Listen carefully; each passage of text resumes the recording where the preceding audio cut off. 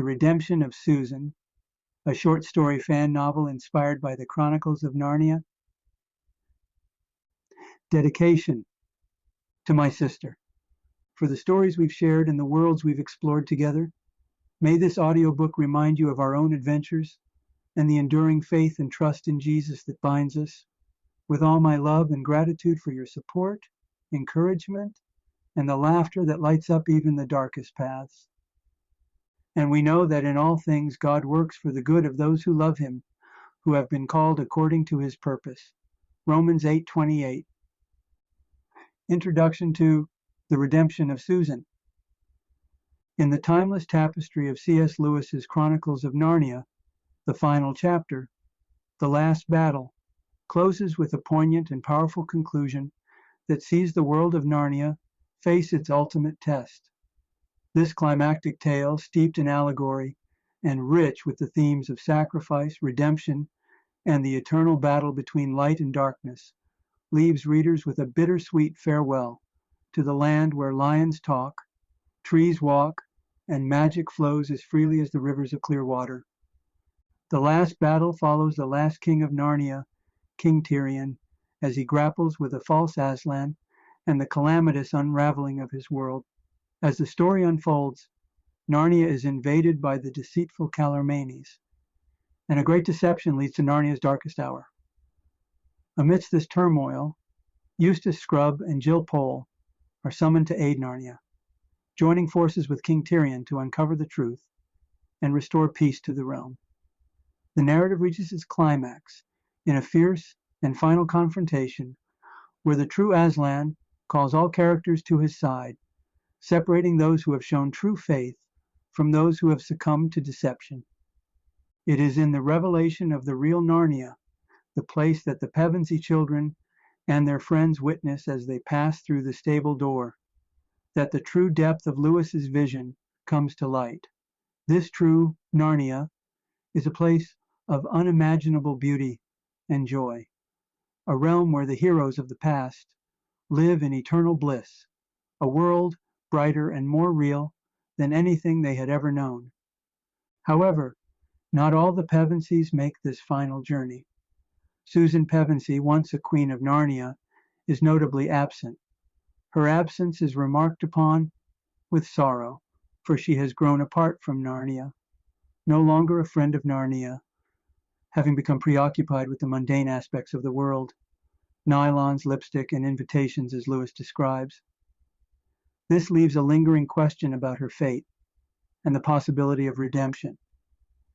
The Redemption of Susan seeks to bridge this gap, to explore the journey of a character left behind, a queen who must find her way back to the magic and meaning that once defined her existence.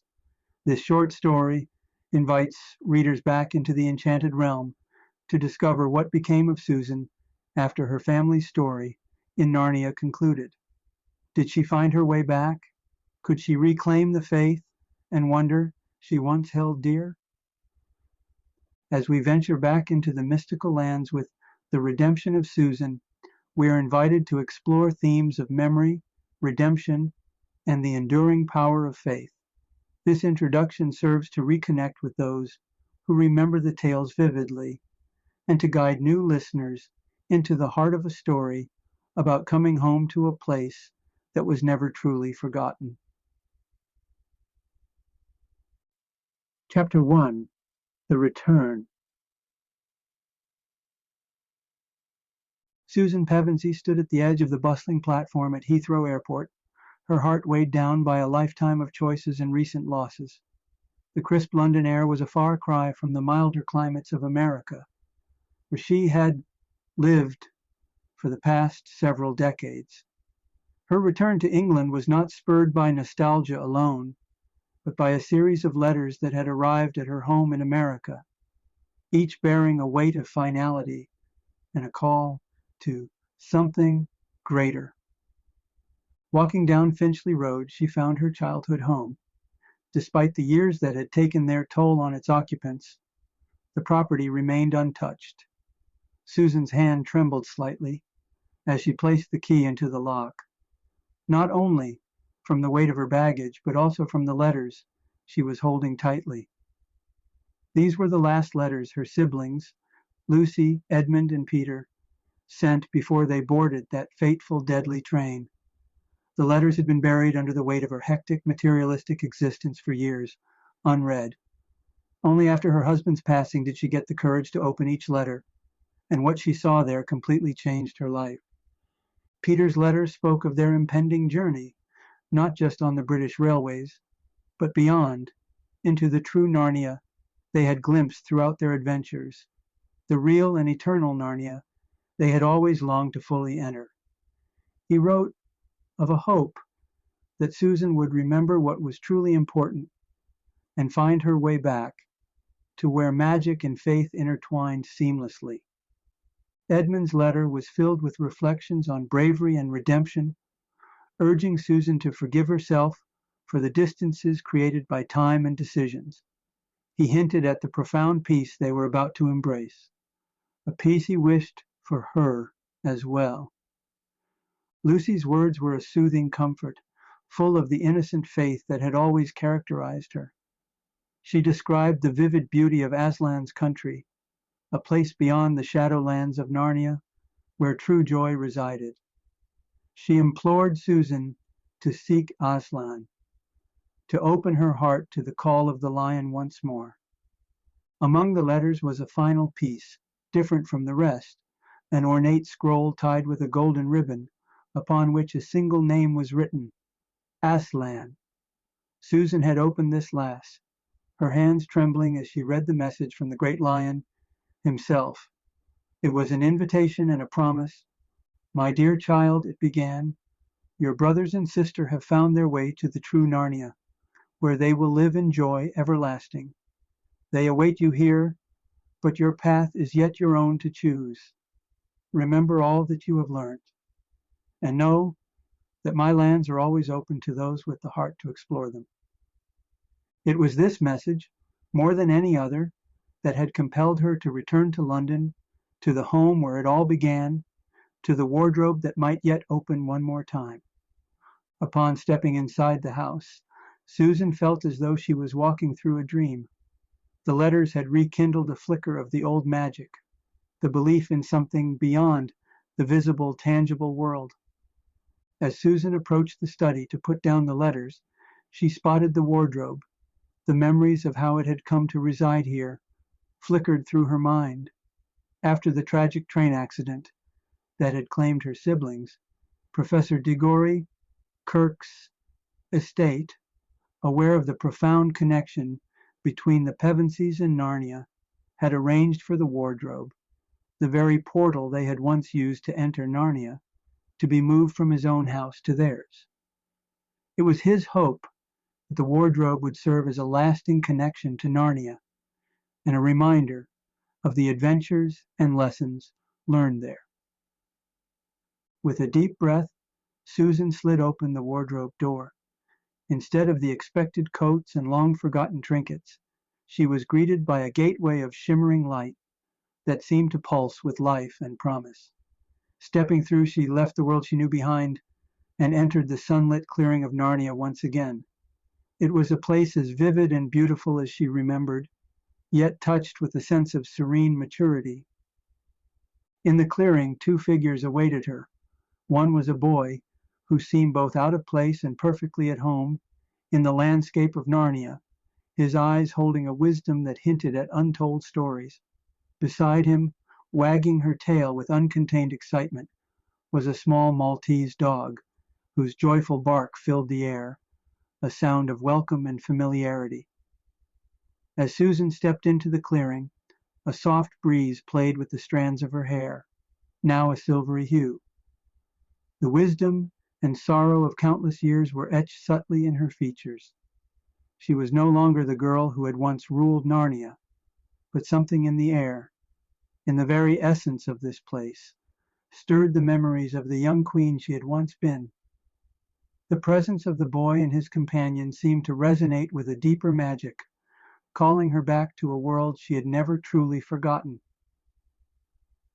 "Hello, Susan," the boy said, with a calmness that seemed to resonate with the very essence of Narnia. "My name is Sam, And this is Miss Riiko. We've been waiting for you."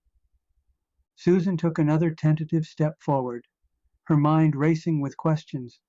Who were these new companions? How did they know her name? And what role were they to play in her return to Narnia? Despite the uncertainty, a part of her felt an inexplicable trust towards them, as if Aslan himself had placed them in her path.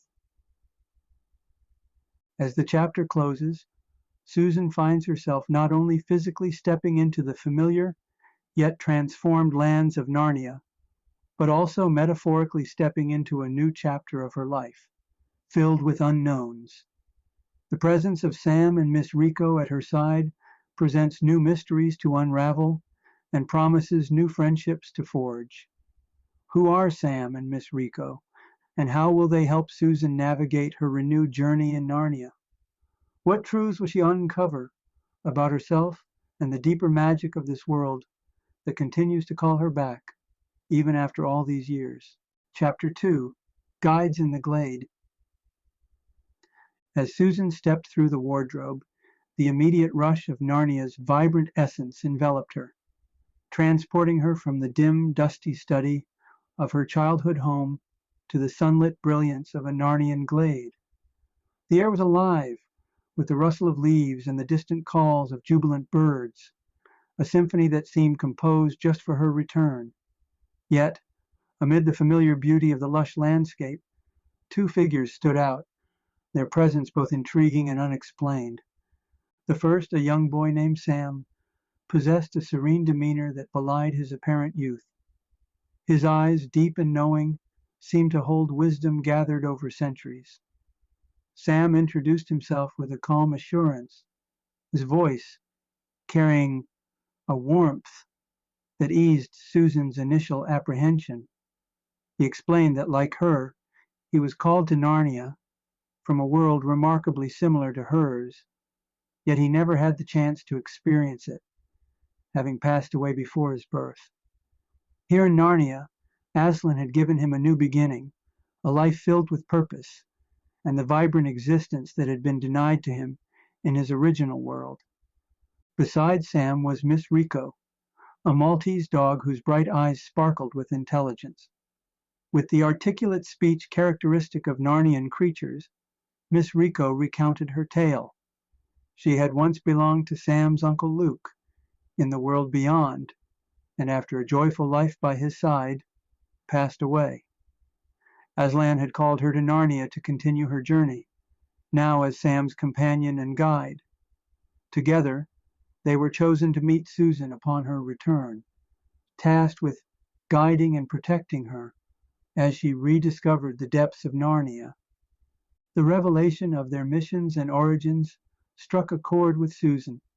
Here were beings not unlike herself, who had transcended their earthly bounds to embrace the roles Aslan had set for them in this magical land. It was a poignant reminder of the second chances and redemption that Narnia could offer, mirroring the themes of eternal life and purpose that were woven through the fabric of her past adventures. As they conversed, the trio walked deeper into the Glade of Voices, a mystical region of Narnia, where every whisper and breeze seemed to carry ancient stories and prophecies. Here, they unexpectedly encountered a radiant fairy, whose presence added an otherworldly glow to the surroundings. The fairy introduced herself as Alara, the guardian of the Glade's lore. She told them that their journey was crucial and would lead them next to the Heartwood Harbinger, a place of ancient power and deep secrets within Narnia. Susan lingered in thought, her gaze drifting through the verdant expanse of the Glade of Voices. As the gentle hum of Narnia's magic swirled around her, memories of her past life surfaced, each more vivid than the last. In the world she had left behind, Susan had climbed the ladders of success, each rung taking her further from the enchanted realms of her childhood. She had thrived in environments that rewarded the pursuit of wealth and status, where skepticism was often seen as wisdom, and material wealth was the benchmark of achievement. The simple heartfelt beliefs of her Narnian days had slowly given way to a pragmatic realism that valued what could be seen, touched, and quantified. Her professional life was marked by accolades and accomplishments, yet each success felt increasingly hollow.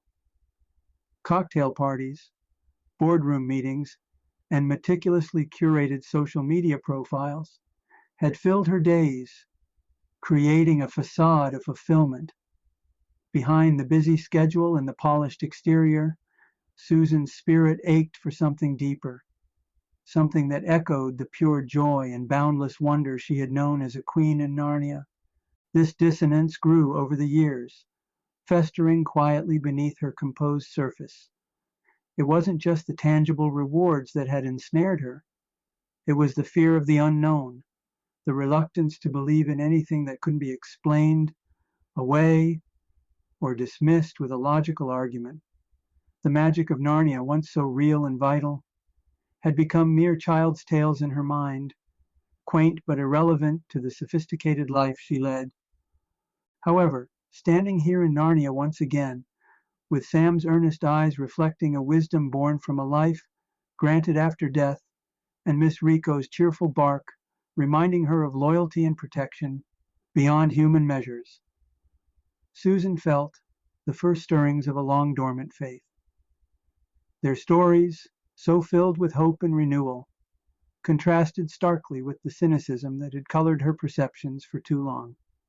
Sam spoke of a life repurposed by Aslan's grace, a second chance that bore no trace of the sorrow or limitations of his previous existence. Miss Riiko, too, illustrated a loyalty and a continuity of spirit that transcended her own death, an enduring testament to the deep bonds and promises kept by Aslan. These narratives challenged Susan to reconsider her views, to question whether her rejection of Narnia had been a dismissal of truth rather than an embrace of reality. As these reflections mingled with the sights and sounds of the Glade, Susan felt the walls she had built around her beliefs beginning to crumble. Here, in the heart of Narnia, surrounded by evidence of Aslan's loving sovereignty, she could no longer deny the pull of the land that had shaped her. It was time, she realized, to rediscover the faith and innocence of her youth, to allow herself to believe in the magic and miracles that Aslan's world promised. This journey through Narnia was not just a physical exploration, but a pilgrimage back to the truths she had forsaken but now longed to reclaim. As this chapter draws to a close, Susan, Sam, and Miss Riiko prepared to venture beyond the glade of voices. Elara had spoken of the Heartwood Harbinger, hinting at trials and revelations that awaited them there. With each step, Susan felt a growing sense of purpose and anticipation. Her return to Narnia was unfolding not merely as a retreat into cherished memories, but as a journey forward into uncharted realms, filled with new revelations and possibilities for restoration. The air was thick with the mysteries of what lay ahead in the deeper reaches of Narnia. The path they were to take shimmered faintly, as if dusted with hints of ancient magic, urging them on. Susan's heart thrummed with a renewed sense of adventure as she pondered the lessons Aslan might have in store. How would this journey through the renewed Narnia change her? What truths about life and legacy would be unveiled as she traveled with her new guides, whom Aslan himself seemed to have sent to lead her on this path of rediscovery? We invite you to ponder alongside Susan. What will she learn from the Heartwood Harbinger? How will her understanding of Narnia and of herself be transformed as she delves deeper into this magical, mystical land? The journey promises to be one of profound change, challenging Susan to reconcile the person she became in the other world with the queen she once was in Narnia. Chapter 3, The Heartwood Harbinger. As Susan, Sam, and Miss Riiko left the whispering echoes of the glade of voices behind, they entered the Heartwood. Here, Ancient trees stood as silent sentinels of Narnia's deep magic, their towering trunks and sprawling branches creating a cathedral of nature that was both awe-inspiring and solemn. The air cooled under the dense canopy, and the usual chatter of wildlife hushed, respectful of the sanctity of this revered forest. The forest floor, blanketed with thick moss, softened their steps. Sam, confident and serene, led with a makeshift staff, his youthful exterior belying a wisdom that seemed born of the woods themselves. Miss Riiko, the Maltese, trotted attentively by Susan's side, her sharp senses scouting the underbrush and the shadows between the trees. Deep within the forest they encountered a being almost indistinguishable from the oak she emerged from.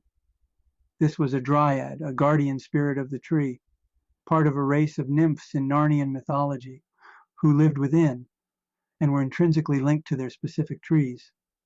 As ancient as the forest itself, the dryad's appearance was both ethereal and grounded, her skin mimicking the rough ridged texture of bark, her hair flowing in green tendrils like moss.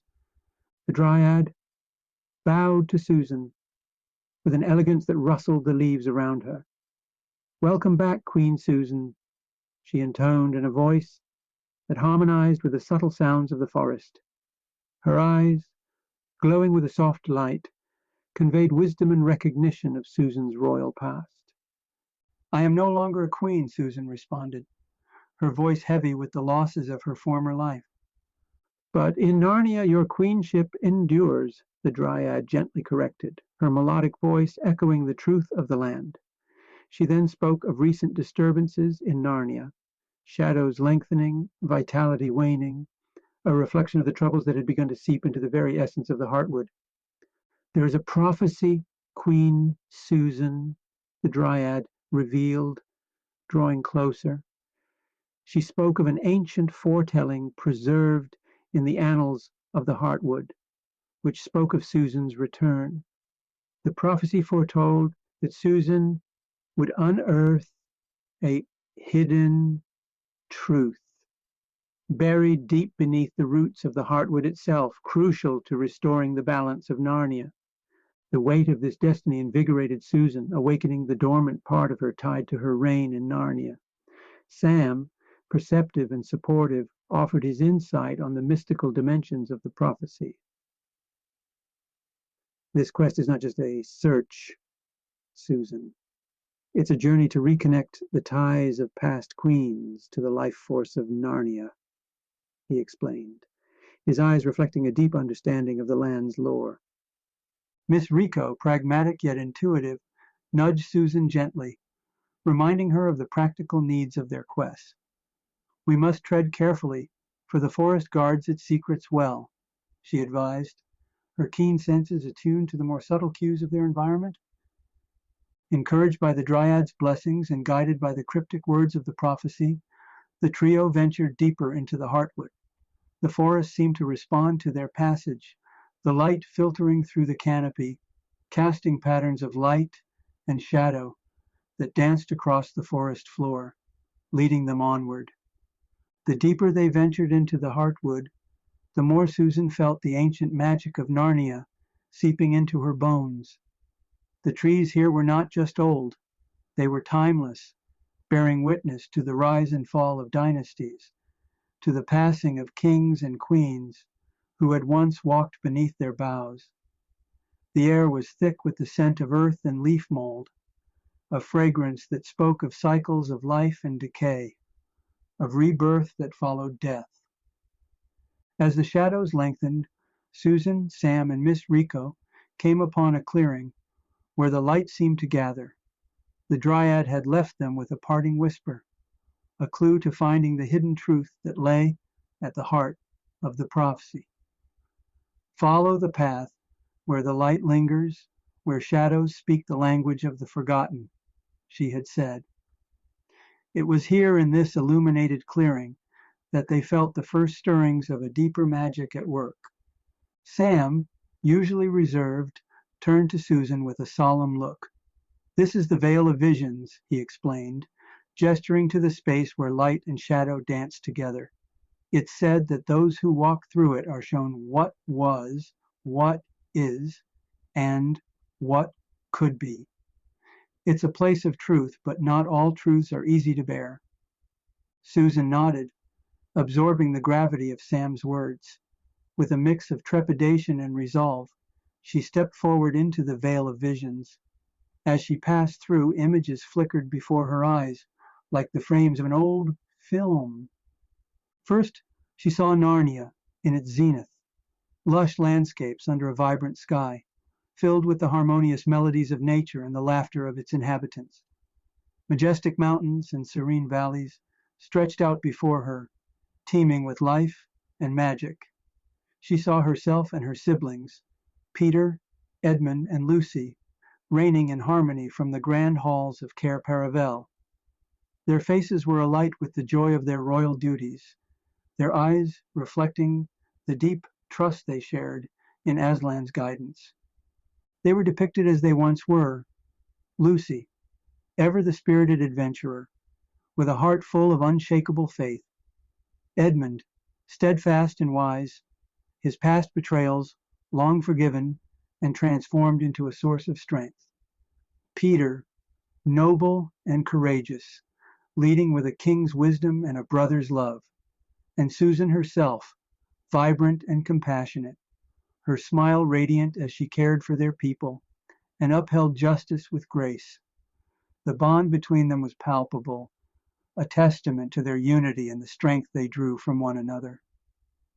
As the visions continued, Susan saw festivals and feasts where Narnians of all kinds, fauns, centaurs, talking animals, and dryads, gathered in celebration, their joy and camaraderie a living testament to the prosperity of their reign. She remembered the warm nights under the stars, the whispered conversations, and the promises they made to always uphold the values Aslan had instilled in them. This glimpse into the past filled her with a bittersweet longing, a reminder of the purity and purpose that had once defined her life. It was a time when the future was filled with endless possibilities, and every action was imbued with a sense of divine purpose. But then the visions shifted, growing darker. They mirrored her life after moving to America, where the vivid hues of Narnia faded into the grays of a mundane existence. She again saw herself drifting into a life consumed by her earthly life, a stark contrast to her magical rule. The doubts began as mere whispers, shadows encroaching at the edges of her faith, growing louder and more persistent, her once bright eyes dimming with each passing year, succumbing to the external pressures that reshaped her, transforming her into someone she scarcely recognized. Her youth gone and filled now with nothing but regret. Hopelessness settled into her heart. A great evil seemed to cloak her heart, trying to blind her to any light or hope. Amid these scenes, a pivotal moment arose, the vision of Aslan's sacrifice and resurrection. The atmosphere grew heavy with significance as Susan watched the great lion willingly lay down his life on the stone table, his majestic form shrouded in sorrow, yet glowing with unyielding love.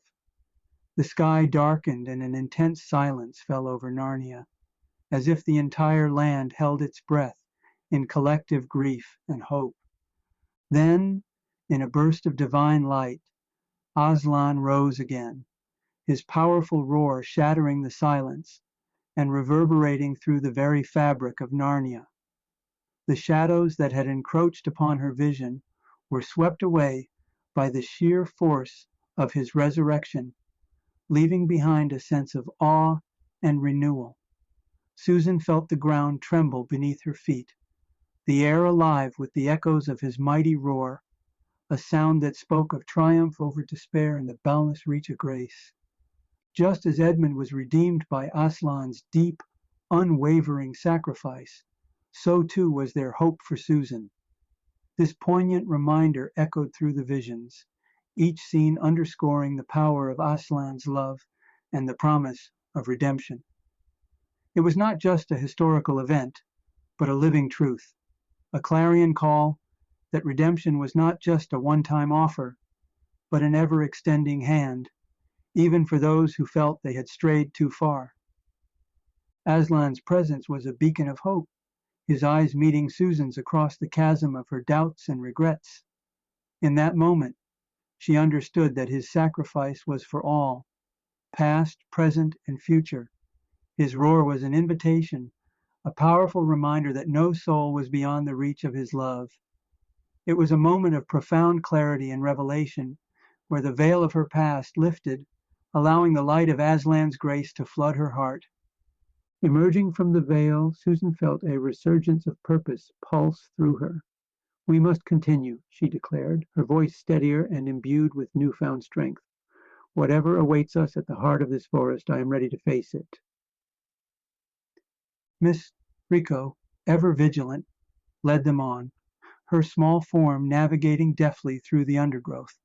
The forest seemed to respond to their renewed determination, the path ahead clearing, the obstacles lessening, as if the Heartwood itself was guiding them toward their destiny.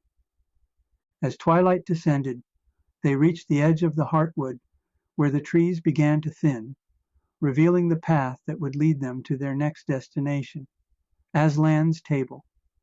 This sacred site was known to all in Narnia as a place of deep magic and profound truths. Chapter Conclusion. As they made camp at the boundary between the Heartwood and the lands that led to Aslan's Table, Susan reflected on the journey so far. The prophecy was no longer just words in an ancient text. It had become a part of her, a map that was leading her to reconcile her past with her future. Sam and Miss Riiko settled beside her, their presence a comfort and a reminder of the steadfast support she had in this world. The night was quiet, the stars bright above, as Susan contemplated the meeting to come with Aslan. She knew that whatever lay ahead at Aslan's Table would be pivotal, a culmination of all she had learned and all she was yet to understand about herself and her place in Narnia. The chapter closes with a palpable sense of anticipation. Susan, strengthened by her experiences in the Heartwood and her visions, is poised to face her final transformation at Aslan's Table. What revelations will Aslan provide? How will the stories of Sam and his origins further illuminate the path of redemption that Susan is walking? These questions linger as the listener is drawn toward the profound encounters that await in the sacred heart of Narnia. Chapter 4. The Heart of the Lion. Dawn's early light caressed the ancient stones of Aslan's Table, casting long shadows across the sacred clearing, where the great stone table stood as a solemn reminder of Narnia's deepest magic. As Susan, Sam, and Miss Riiko approached, the air hummed with a serene power, the kind that whispered of old sorrows and eternal joys. The clearing, ringed by towering oaks, was drenched in golden sunlight, enhancing the solemn yet peaceful aura of the place. Aslan's Table, scarred by time and sanctified by sacrifice, awaited its visitors with quiet dignity.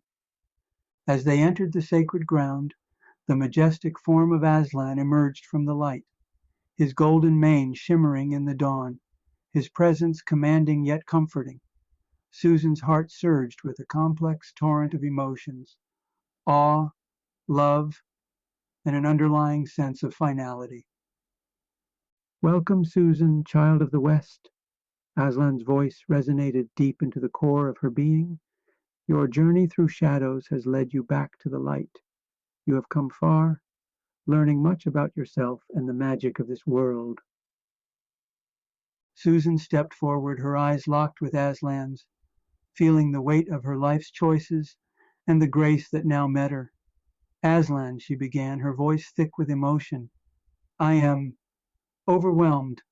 I never imagined." Aslan approached, his large, warm paw gently resting on her shoulder. Susan, in Narnia, you have always belonged. Here your heart finds its true calling, but not just in Narnia. Your journey transcends worlds. It was then that Sam shared his story, his voice clear and poignant, in the quiet of the morning.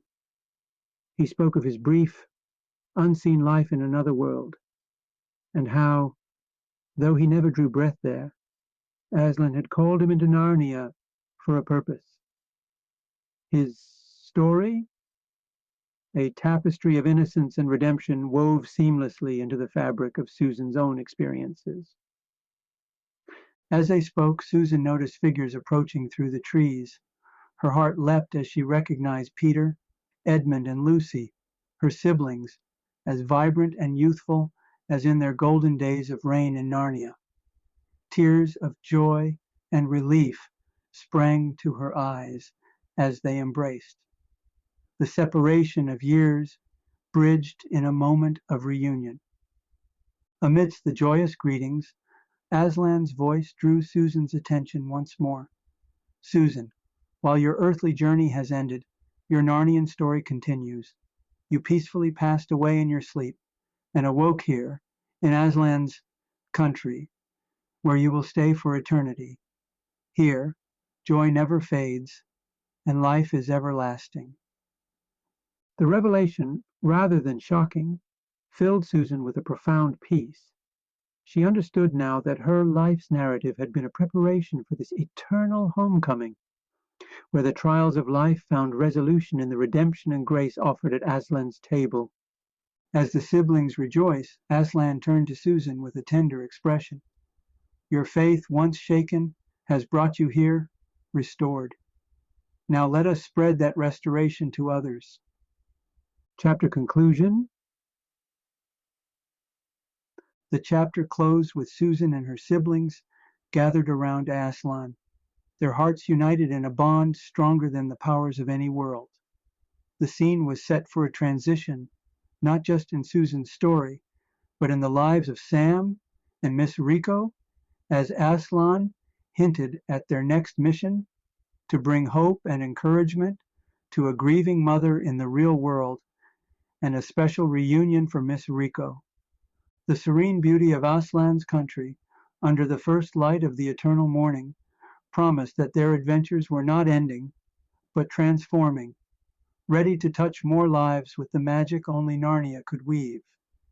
The anticipation of their return to the real world, carrying the deep magic and love of Narnia, set the stage for a profound conclusion in the upcoming final chapter.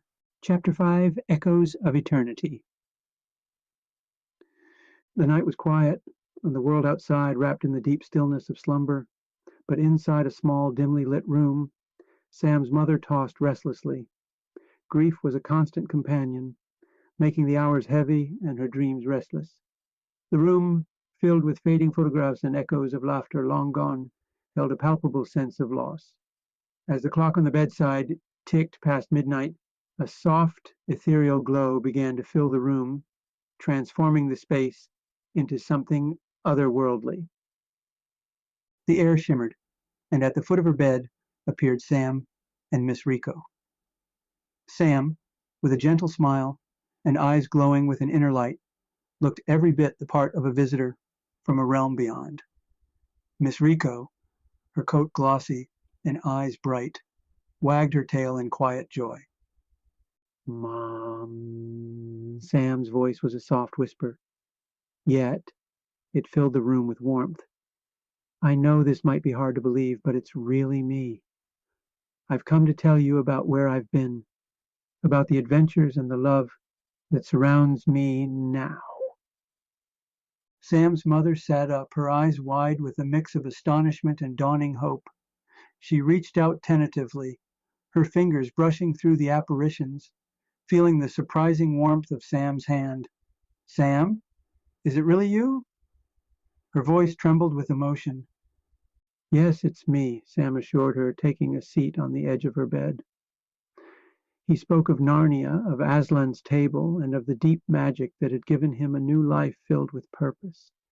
He told her of the vibrant landscapes, the battles fought, and the peace that followed, his words painting a vivid picture of a land both wonderful and wild. Miss Riiko chimed in with tales of her own exploits, her voice a comforting sound that brought a soft laugh from Sam's mother. "And I've been keeping him out of too much trouble," Miss Riiko added playfully. As they spoke, the room seemed to grow brighter, the shadows of grief receding with each word. Sam and Miss Riiko shared a message of hope and encouragement, explaining how the bonds of love transcended the physical world, connecting them across realms and lifetimes. "Mom, although I can't stay, I am always with you," Sam continued, his voice earnest. "In every whisper of the wind, in the rustling leaves, I am there. Love never ends. It transforms and follows us, beyond time, beyond existence." Tears streamed down her mother's cheeks, not just of sorrow, but of relief and joy. "Thank you, my boy. Thank you for this gift," she whispered, her heart lighter than it had been in years. As dawn approached, the ethereal light began to fade, and Sam and Miss Riiko prepared to depart.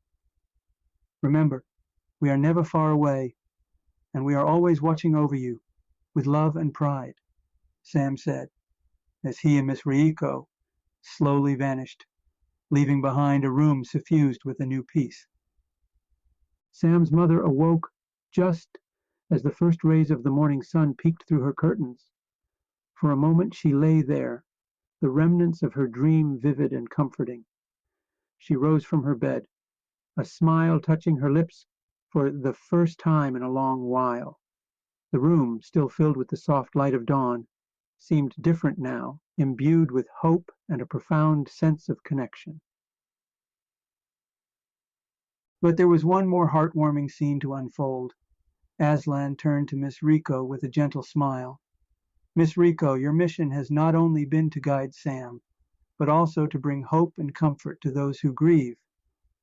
Today, you will have the chance to bring peace to your earthly father and owner, Luke, who still mourns your loss deeply." In a blink, Miss Riiko found herself in the familiar surroundings of Luke's home. There he sat, alone and sorrowful, missing his loving companion. Now Miss Riiko had been more than a pet to Luke. She had been like a daughter, filling his days with joy and unconditional love. As she approached him, Luke's eyes widened with a mixture of disbelief and joy. Miss Riiko's tail wagged furiously, and she barked in recognition. For a brief magical moment, Luke was able to hold Miss Riiko once more, feeling the warmth and love that had been missing from his life. Tears of relief and happiness flowed as the two were reunited, if only for a short time. Before departing, Miss Riiko spoke softly. "You must continue to live for me. Find someone who will love you as I love you and build a family. You deserve this, Dad. Keep walking forward, and I will see you again someday." This unexpected reunion brought Luke the peace and closure he needed to move forward, knowing that her spirit would always live inside him and that they would be reunited in heaven once his journey in this world was over. With her mission complete, Miss Riiko returned to Aslan's country to keep Luke's grandfather and Sam company, her heart light and her spirit content. She had brought joy and comfort to those she loved, and now she, too, could rest in the eternal joy of Aslan's presence, surrounded by those who had gone before her. Chapter Conclusion. Sam's mother moved through her days with renewed strength and a heart full of peace. She often whispered to her son, sharing her day, her hopes, secure in the knowledge that he was just a dream away, living his eternity in a land of deep magic. Luke, too, found solace after his brief reunion with Miss Riiko. He honored her words, moving forward with his life, embracing the love and family she had wished for him.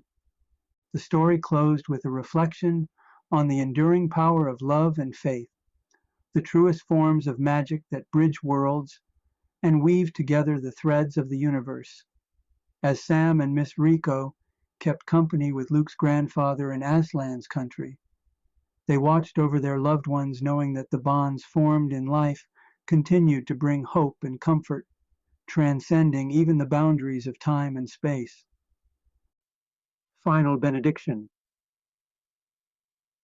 Dear listener, as we close the pages of this tale, may the journey of Susan, Sam, and their companions remind you of the enduring truths that our stories are far from over, even when the final chapter seems to have been written.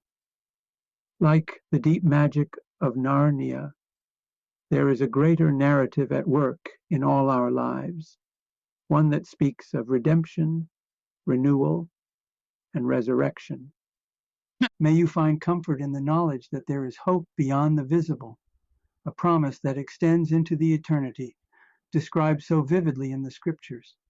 The Apostle Paul in Romans 8:38-39 assures us, "For I am convinced that neither death nor life, neither angels nor demons, neither the present nor the future, nor any powers, neither height nor depth, nor anything else in all creation will be able to separate us from the love that is found in our Lord Jesus Christ." Let this assurance echo in your heart as you reflect on the journeys undertaken in these pages. Recall the words of Revelation 21:4, where it is said, "He will wipe every tear from their eyes. There will be no more death, or mourning, or crying, or pain, for the old order of things has passed away." Here lies the ultimate hope for all who believe, a new creation, a new beginning where peace and joy are everlasting. As you navigate the complexities and challenges of your own life, remember the paths of Susan, Sam, and their adventures in Narnia and our world. Like them, may you be inspired to seek the Aslan in your story, Jesus who makes all things new and promises a future beyond our wildest dreams. With every sunrise, let us renew our hope and faith, for in every ending is but a gateway to a new and glorious beginning. May his peace, which surpasses all understanding, guard your hearts and minds as you continue on your journey. With blessings and hope for the journey ahead, may the hope fill you with all joy and peace as you trust in him, so that you may overflow with hope by the power of the Holy Spirit. Romans 15:13. Thank you for joining us on this adventure. I hope you have enjoyed this fan adaptation of the redemption of Susan. This has been a Chronicles of Luke production. Until we meet again, God bless, and may your heart be filled with wonder and joy.